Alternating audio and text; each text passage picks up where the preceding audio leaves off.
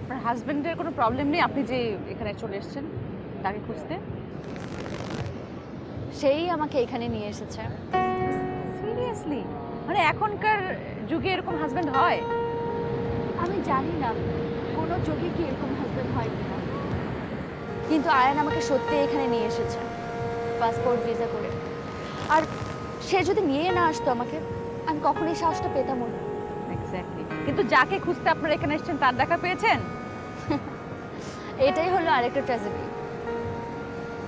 আমরা এখনো তাকে খুঁজে পাইনি, আর এটাই সবচেয়ে বড় প্রবলেম হয়ে দাঁড়িয়েছে। কেন?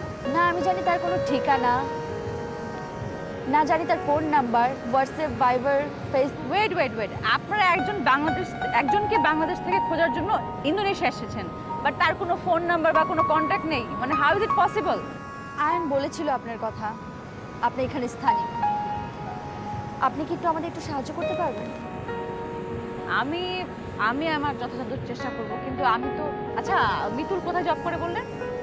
ও এখানে কোথাও কোনো জিমে হয়তো জয়েন করেছে জিমে? ইনস্ট্রাক্টর হিসেবে।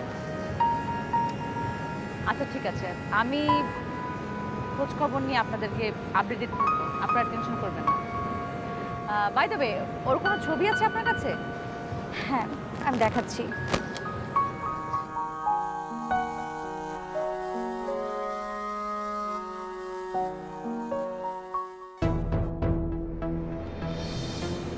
আপনি কি ওকে চিনেন? চেনা চেনা লাগছে। নো প্রবলেম, আমি খুঁজে বের করব আপনার মিতুলকে। ধন্যবাদ।